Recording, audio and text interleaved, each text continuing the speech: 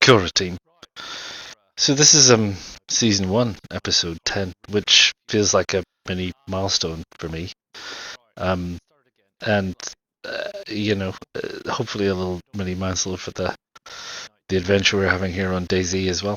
I feel like we're sort of getting somewhere, and it's immensely fun. I won't lie. It wasn't very much fun to start with. So what have we learned? What are our reflections looking back at this?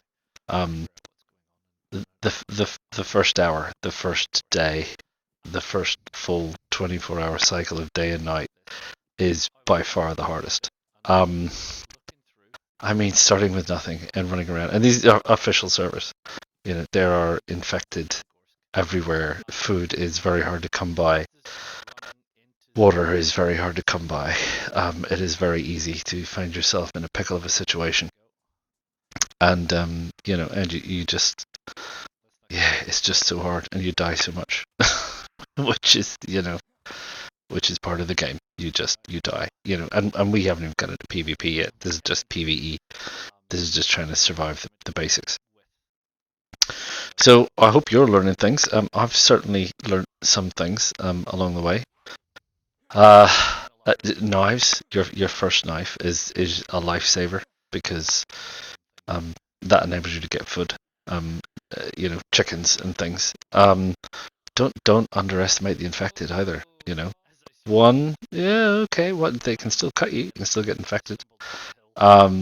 Two, ooh, starting to get real tricky, and three is a death sentence.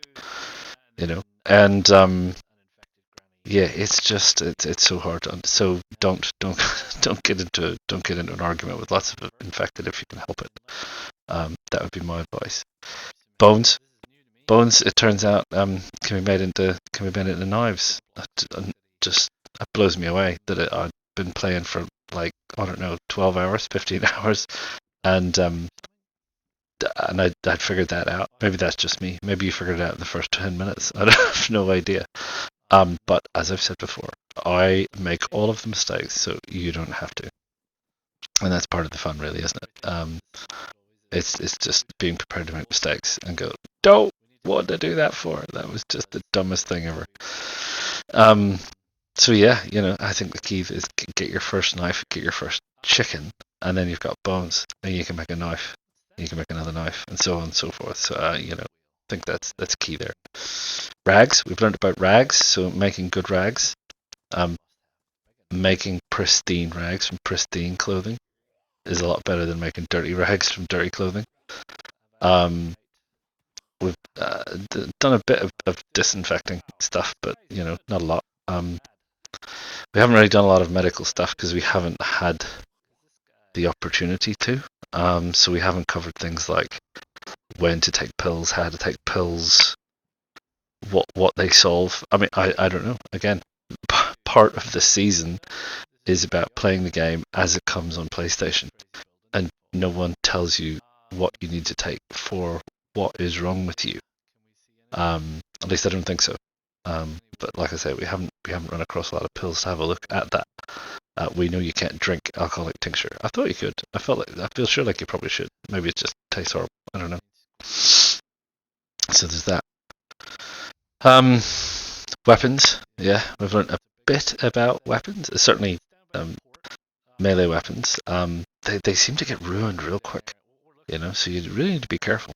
And I covered that again. Don't just run around hacking at infected because they're there. Because if you've got like a sickle or a knife or something, you're just going to keep damaging it, and it's a life-saving thing. I think part of this game is about the preciousness of what you've got. You just need to hang on to it, because you don't know when the next one is going to come along, especially at the beginning. I mean, later on, maybe, I don't know. We'll see, right? Water, obviously, don't underestimate the need for it. It's at the beginning anyway. And like I said, it's a bit strange, water consumption. At the beginning, you seem to be really, really thirsty, and then as you progress, that thirst seems to die off quite a bit. and I don't know if it's related to hunger as well or temperature or stuff. I'm not sure. You know, and again, part of that is overall wellness, overall health. You know, it's no good just being hydrated and having food and being freezing cold, because then you still get sick. So, you know, one of the other things it says, get used to making fires. And I haven't covered some of that yet either. Making fires out in the open, I haven't done it. It's certainly things on my list of things to try and do as we progress through the game. Because yeah, you need to get warm. You need to stay warm and stay dry. Pardon me. So that's probably another key is learning to dry clothes, and we've learned how to do that. You know, so when you've got a fire, you can get your clothes off and wring them out. You know, as you're watching now. If you get your clothes off and you wring them out, and then you leave them on the ground, they'll dry out, and everything in them will dry out, and then you can put them back on again. You know, we learned that as we went along too, which is pretty good. Cooking food and burning food, well, that was fun, wasn't it? Burning the chicken, because I got so excited about the bone knife. I mean, the bone knife is a game changer. I can't believe I didn't know that, but yeah, there's an inventory management issue with the fire. These fires. I don't know how it works with other fires, but certainly with these fires, there's an inventory management issue. So you just need to be careful about that. So don't start cooking your food unless you're absolutely sure that you can put it back in. And I think every bit of cooked meat is like takes up 2 inventory space or something like that. So whatever you've got on, make sure you've got that space, because then you're not frantically running around trying to figure out what's going on. If you do find yourself in that situation where you know you've got space but it's still not working, you just have to stand up, back away from the fire, walk forward, crouch, and interact with fire again, and it should be fine. It should be fine. It's worked for me when I figured it out. That's how to resolve that issue. That was perfectly fine. We learned a bit about bullets, loading bullets, loading pistols, loading rifles, and what that means. You know, so you've got these 2 numbers next to your weapon. You've got a number and a number in brackets, and the one in brackets is the number of bullets in the magazine, and the other is the number in the chamber, which I presume is always 1. I mean, why would you have more than 1 bullet in the chamber? Shotgun, I think, is a little bit different, perhaps. I don't know, but yeah, I mean, that's the principle with loading those kinds of weapons. Is, you know, you find yourself in that situation. Traveling at night.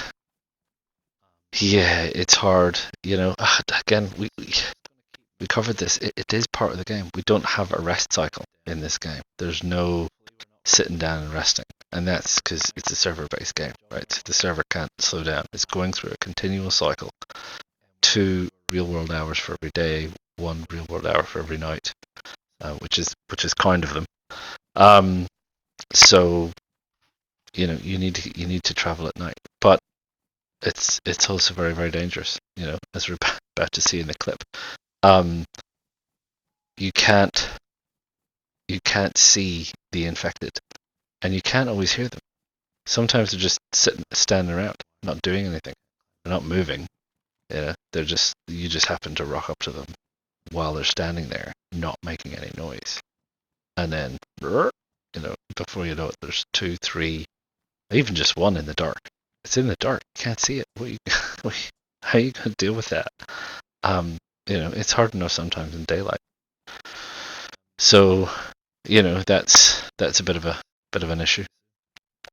Yeah, and getting out in the countryside. I mean, it's where the loot is, and again, it's part of the hard first hour of this game. Is you start off with nothing in the worst part of the map to get stuff. So what you end up with is you're running around trying to pick up things which are very rare to get hold of. and all the best loot is miles and miles away. You got to travel for days to get it, so it really puts you in a bit of a pickle. But once you get out into the countryside and you've got the basics on you, it's a little bit easier.